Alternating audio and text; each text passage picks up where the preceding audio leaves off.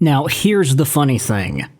The question is something that you might not actually know the answer to.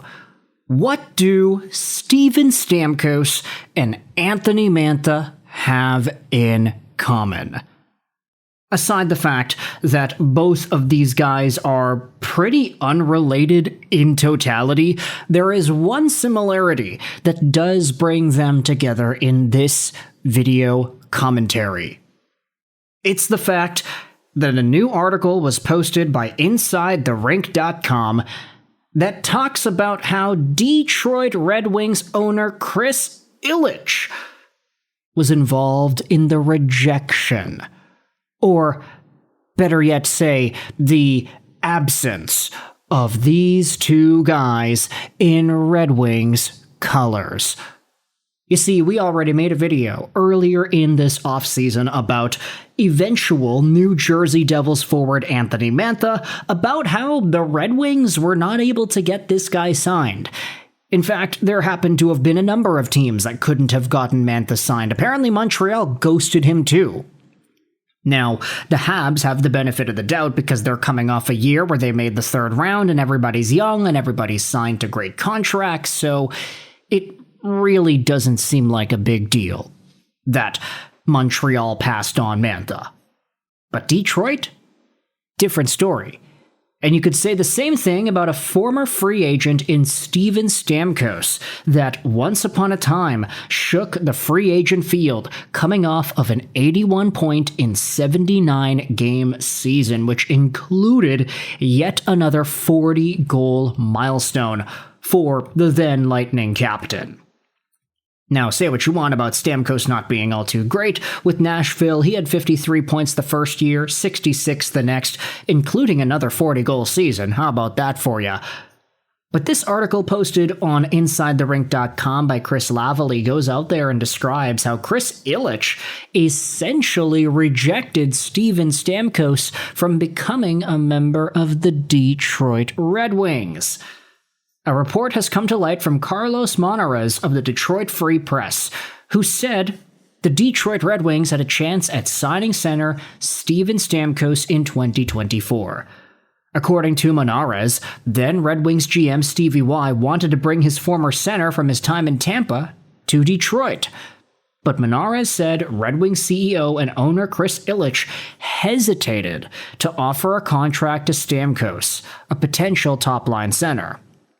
The quote said, according to a person with knowledge of the situation, Illich's hesitation in approving big signings cost the Wings two big names, Steven Stamkos in 2024, and on the same day Yzerman's removal was announced, assistant GM Sean Horkoff had a deal in place with Anthony Mantha, but it fell through, which Illitch deliberated. Now, the Mantha thing is kind of new. It's like, hey, once Stevie Y was kicked out of the Red Wings organization, you had an offer that was supposedly floated out there to Anthony Mantha, who was on the free agent market and who was seemingly an interesting name to bring back to the team that he was initially drafted by 2013. So that was, 13 years ago. Man, I cannot do math.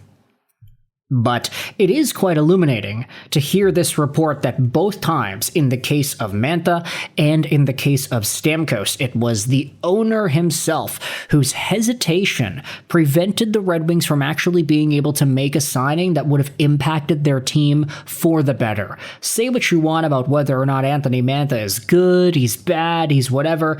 The fact is, he's coming off of a 64-point season in 81 games, and you know who isn't doing that? Like 80%, 90% of the Red Wings forward core, if you exclude Dylan Larkin too.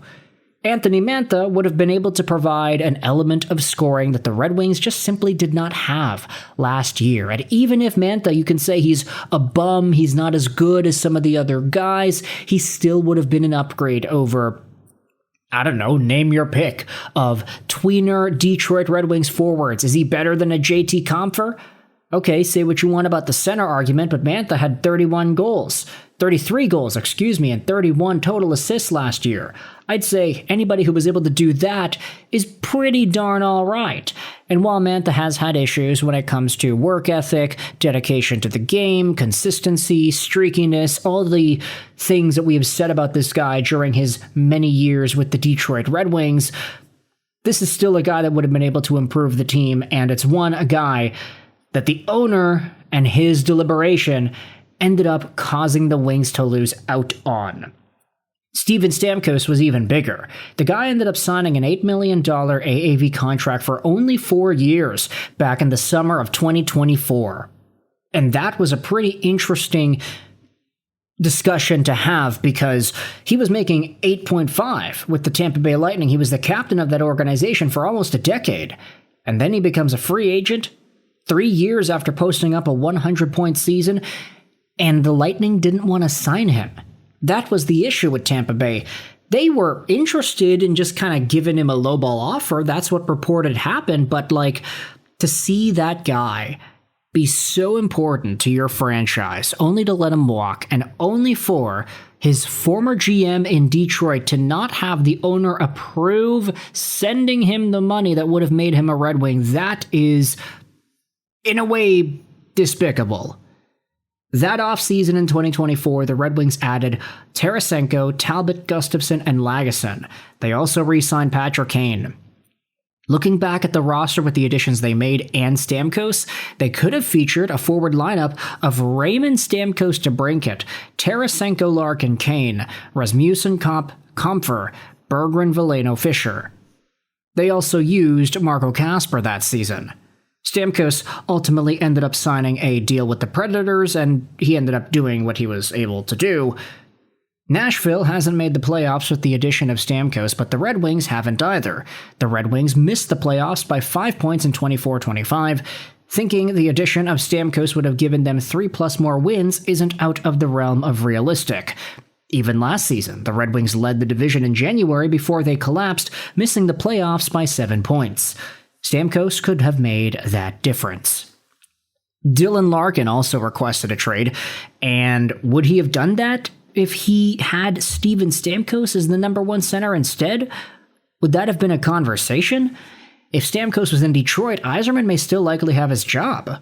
Overall, it looks like a bad decision by Illitch, but it's still a what-if question. And the report from the Detroit Free Press adds salt to the wound that is the Red Wings playoff drought that has now reached 10 consecutive seasons. Now, for what it's worth, this was posted about by Ryan, of course. He does stuff for the Grindline Pod. He's a great host, and his show is awesome.